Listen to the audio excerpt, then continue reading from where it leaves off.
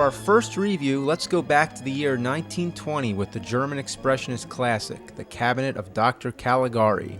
The cabinet contains the sleepwalker Caesar, controlled by the mad magician Calgari, who commands him to kill all those he seeks vengeance upon. This theme of a mad doctor or villain taking control of a monster has been recycled countless times throughout horror movies. Also, the monster often falls in love with a girl who he has no business with, and this becomes his downfall. It's the classic Beauty and Beast story used in tons of monster movies, most notably King Kong. So besides being one of the first horror films and having influenced a whole genre, it was also important to film in general for its surreal visuals and cryptic storytelling. The whole movie is told from the point of view of an inmate from an asylum. So not only is the story vague, but everything we see is distorted. Shadows are painted across the floor, things bend at weird angles, windows are anything but square. Watching the movie is like going into a dream world, and up till then, movies usually depicted a setting in reality, but this is fantasy, and that happens to be an important aspect to the horror genre. Still in the early stages of our history of horror films, the year is 1922, the place is Germany, and this is Nosferatu. Nosferatu was one of the first movies to create the signature of one of the most classic and recognizable horror movie icons of all time, the vampire. But this isn't just any vampire, this is Dracula. However, unable to get the rights to Dracula from Bram Stoker's widow, director F.W. Murnau changed the character's name to Orlok, though most American prints I've seen still say Dracula. Anyway, this is one of the creepiest old movies you will ever see. From beginning to end, it has this eerie mood that never lets up.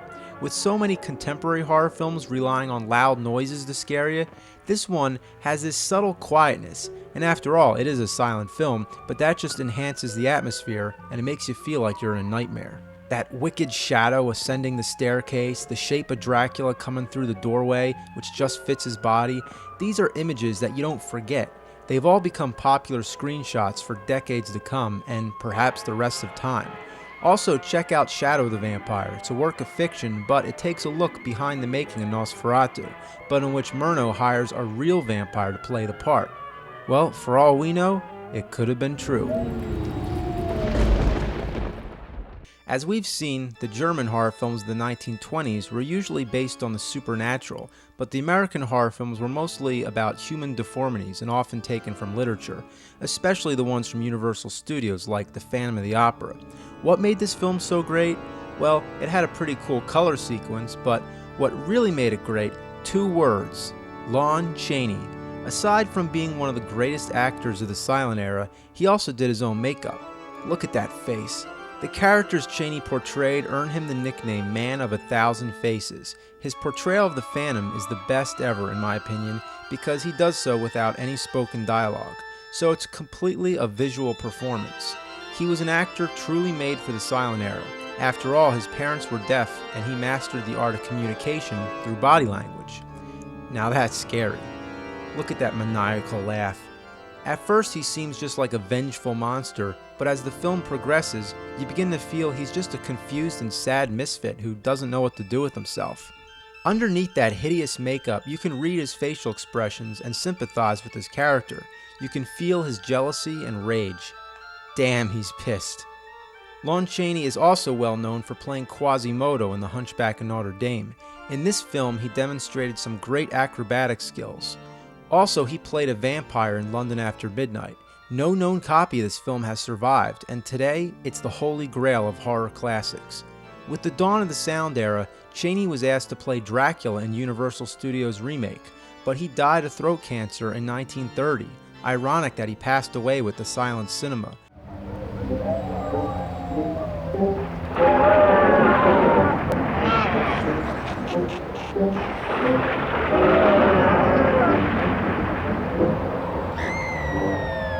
It's Cinemassacre's Monster Madness. Monsters are a key word here, so let's start off with one of the most famous, if not the most famous monster. The image most people are familiar with is Boris Karloff from 1931, but we're not fucking around. We're going all the way back to 1910. This is the version produced by Thomas Edison Studios, and it's the first film adaptation of Mary Shelley's novel. It's a short film, so it tells the story in a concise and interesting way. Here, Frankenstein doesn't need to stitch bodies together. Instead, he throws a bunch of chemicals into an oven or something. Instant monster. That's a lot easier, isn't it? The special effects are interesting, and the monster itself looks like nothing you'd expect.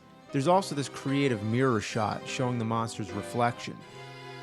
And I can't help but feel there's some deeper meaning that Frankenstein's seeing the monster as a reflection of himself. I think it's pretty sophisticated and a well-made film for its time. For many years it was said to be a lost film, so the fact that we're even looking at it is like seeing the Holy Grail. Think about it, what you're looking at is a film that's 100 years old, with only one known surviving print. It's the first screen incarnation of the world's most famous movie monster. It shows new filmmaking techniques, and it got banned because it was too shocking for the time. So I think it's fair to say this may be the most significant horror film, and one of the most important science fiction films too. It's great that they found this thing. Now, if only we can find a copy of London After Midnight, the balance of horror history can be restored.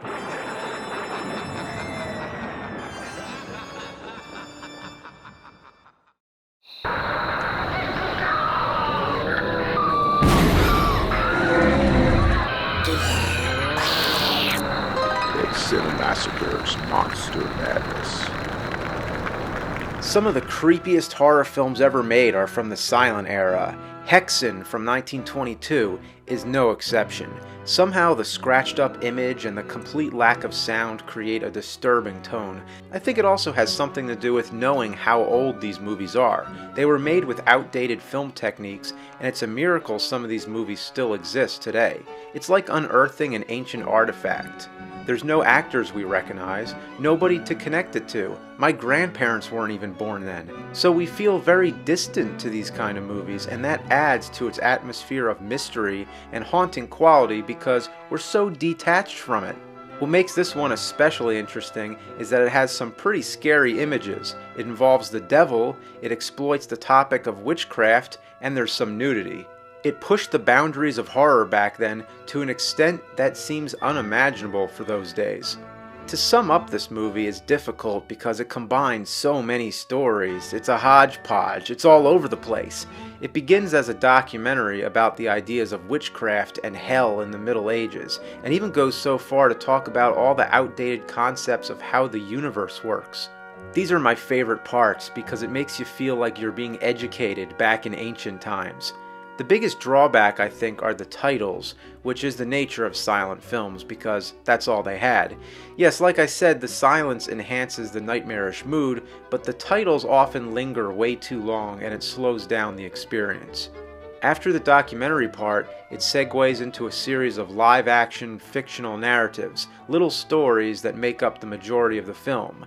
Here we see both actual depictions of witchcraft and women in the Middle Ages who are accused of being witches. The images are unforgettable. It definitely has some of the best shots in silent horror history. One of the most memorable characters is the devil, who was actually played by the director himself.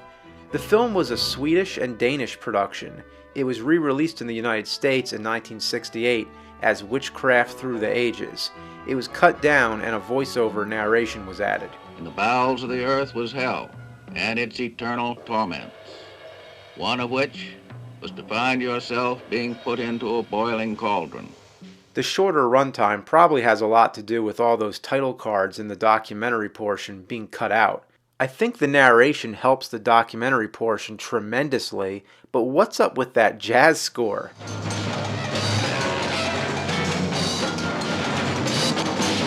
Either way, you can find both versions on the DVD release by Criterion.